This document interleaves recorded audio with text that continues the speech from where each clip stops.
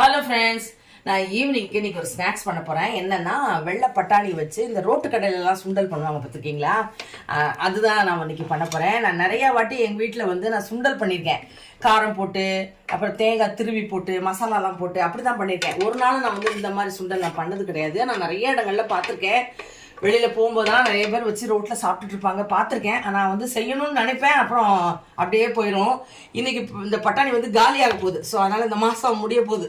அதனால் அடுத்த மாதத்துக்கு வாங்கணும் இல்லையா? சரி, இதை இன்னைக்கு செஞ்சிடலாம் அப்படின்னு சொல்லிட்டு இதை நான் எடுத்து ஊற வச்சுருக்கேன். நைட்டே ஊற வச்சுட்டேன். இப்போ நான் வந்து செய்யறதுக்காக இதில் வந்து போட்டுக்கிறேன். இதில் வந்து நான் என்ன பண்ண போகிறேன்னா கொஞ்சம் மஞ்சள்தூள் போட போகிறேன். ஏன்னா நல்லா வெந்துடும் பார்த்தீங்களா? அதுக்காக தான் மஞ்சத்தூள் போட்டால் ஒரு கலராக இருக்கும். அதனால் மஞ்சத்தூள் போட்டிருக்கேன். இதில் தேவைப்பட்டால் நம்ம அப்புறம் மசாலா செய்யும்போது கொஞ்சம் போட்டுக்கலாம். இது கொஞ்சம் கேஸாக இருக்கிறதுனால கொஞ்சம் போல் ஒரு துண்டு பெருங்காயம் போட்டுக்கலாம். இது கூட வேக போட்டுக்கலாம். இப்போ நம்ம இது தண்ணி ஊற்றி வேக வைக்க போகிறோம். அப்புறம் வேக வச்சுட்டு இதுக்கு தேவையான பொருட்கள் என்னென்னு பாருங்கள். ஒரு 4 பல்லு போல் பூண்டு, கொஞ்சம் போல் இஞ்சி, ஒரு தக்காளி, ஒரு 2 வெங்காயம் போட்டு நம்ம முதல்ல பேஸ்ட் மாதிரி அரைச்சிக்க போகிறோம். அப்புறம் அதுக்கு தேவையான ஜீரகத்தூள், கரம் மசாலா தூள், மிளகாத்தூள், காஷ்மீர் மிளகாத்தூள் எல்லாம் தேவை. முதல்ல நான் இதை வேக வச்சுட்டு அப்புறம் உங்கள்கிட்ட நான் காமிக்கிறேன். நல்லா மசிஞ்சிடணும், ரொம்ப குழையக்கூடாது. எப்படி பதன்றதை நான் உங்கள்கிட்ட காமிக்கிறேன். பாருங்கள், நம்ம எடுத்து வச்சுருந்தோம் இல்லையா, இஞ்சி, பூண்டு, தக்காளி, வெங்காயம் இதெல்லாம் முதல்ல அரைச்சிக்கணும். இப்போ கடாயில் நான் வந்து எண்ணெய் ஊற்றிருக்கேன். நம்ம எந்த பட்டை லவங்க எதுவுமே போட போகிறதில்ல. ஏன்னா கரம் மசாலா தூள் போட போகிறோம். ஏன் பட்டை எல்லாம் போடலாம்னா நம்ம சாப்பிட்டுட்டே இருக்கும்போது அப்படி நறுக்குன்னு இருக்கும். அதனால் அதை போடலை நான். இப்போ இதில் போட்டுக்கிறேன். இங்கே வந்து பட்டாணி வேக வச்சுட்டேன். இது நல்லா அப்படியே வேகட்டும்.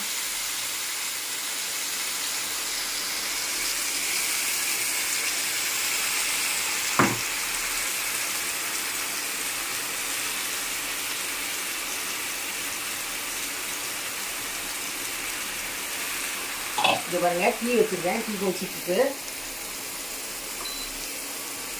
இப்போ வந்து இதை வந்து நல்லா வேகட்டும். இப்போ நம்ம இதில் வந்து என்ன பண்ண போகிறோம்னா, ஆல்ரெடி அதில் மஞ்சள் போட்டிருக்கோம். திறந்து ஓப்பன் பண்ணி பார்த்துக்கலாம் எப்படி கலர் இருக்குன்னு.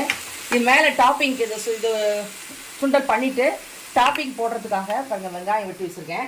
அப்புறம் கொஞ்சம் கொத்தமல்லி வெட்டி வச்சுருக்கேன். இது வந்து இந்த கார்ன்ஃப்ளவர் இருக்குது பார்த்தீங்களா, இதை பாருங்கள். அந்த சிப்ஸ் வந்து வறுத்து வச்சுருக்கேன். என்கிட்ட அதான் இருக்குது. உங்கள்கிட்ட அது இல்லைன்னா நீங்கள் இந்த சமோசாவோட தூள் இருக்கும் அது போடலாம், மிக்சர் போடலாம், ஓமப்பொடி போடலாம். அப்படின்னா பூரி பண்ணிவிட்டு அதனுடைய தூள் இருந்தால் அதையும் போடலாம், அதுவும் நல்லாயிருக்கும். ஏதோ ஒன்று போட்டு க்ரன்ச்சியாக சாப்பிடணும், அவ்வளோதான். என்கிட்ட இருக்கதை நான் இன்றைக்கி எடுத்துருக்கேன். இப்போ இதுக்கு வந்து மிளகாத்தூள் போடலாம். கொஞ்சம் காரசாரமாக இருந்தால் நல்லாயிருக்குங்க, அதனால் கொஞ்சம் காரம் போடுறேன்.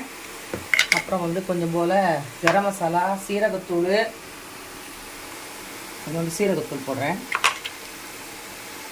கொஞ்சம் போல் கரம் மசாலா, அப்புறம் கொஞ்சம் போல் தனியா பொடி. இந்த ஸ்பூனுக்கு ஒரு 3/4 ஸ்பூன் போடுறேன். அடுத்தது கலருக்காக காஷ்மீரி பவுடர், அது போட்டிங்கன்னா கலர் நல்லாயிருக்கும். அதனால் அது ஒரு 1/4 டீஸ்பூன் போடுறேன். இப்போ இதை நல்லா இப்படி கலரிக்கலாம். இந்த பச்சை ஸ்மெல் போட்டோம். இப்போ வந்து இது வெந்துருக்கான்னு பார்ப்போம். இப்போ ஏன்னா இதில் வேறு தண்ணி இருக்கும், அதனால தான் நான் அதில் தண்ணி ஊற்றலை. இங்கே பாருங்கள், தண்ணி இருக்குது பாருங்கள், வந்துச்சு பார்த்தீங்களா? இப்போ இந்த தண்ணி இதில் ஊற்றிடலாம். இது நல்லா கொதிக்கட்டும். கொதிச்ச பிறகு நம்ம பட்டாணியை கொஞ்சம் நசுக்கிட்டு தான் போடணும். இது கொஞ்சம் கெட்டியாகட்டும். அதுக்கப்புறம் அதில் பட்டாணியை நசுக்கிட்டு ஊற்றும் போது நான் உங்கள்கிட்ட காமிக்கிறேன். பாருங்களேன் எப்படி இருக்கு பாருங்கள். ஒன்று பாதியமாக நல்லா நசுக்கிட்டேன். இப்போ பாருங்கள், இது எண்ணெய் பிரிஞ்சு வந்துடுச்சு. இப்போ இந்த டயத்தை நம்ம இதை போட்டுறேன்.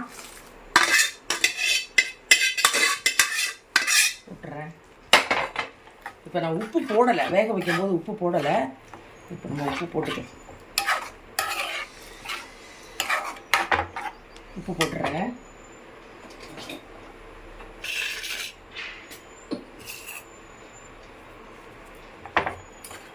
உப்பு போட்டாச்சு, மிளகாத்தூள் போட்டாச்சு. இப்போ நல்லா கொதிச்ச உடனே இது அது கூட சேர்ந்த உடனே நம்ம ஆஃப் பண்ணிட போகிறோம். அவ்வளோதான். வண்டிக்கடை சுண்டல் மசாலா. இது வந்து நீங்கள் எந்த கடலை வேணால் பண்ணலாங்க. நான் பண்ணியிருக்கிறது இன்றைக்கி வெள்ளை பட்டாணி, பச்சை பட்டாணிலையும் பண்ணலாம், மூக்கு கடலை, வெள்ளை மூக்கு கடலை இருக்குது பாருங்கள், அதுலேயுமே பண்ணலாம், நல்லாயிருக்கும். இது கொதிக்கட்டும். கொதித்த பிறகு நான் வந்து ப்ரெசென்ட் பண்ணி காமிக்கிறேன்.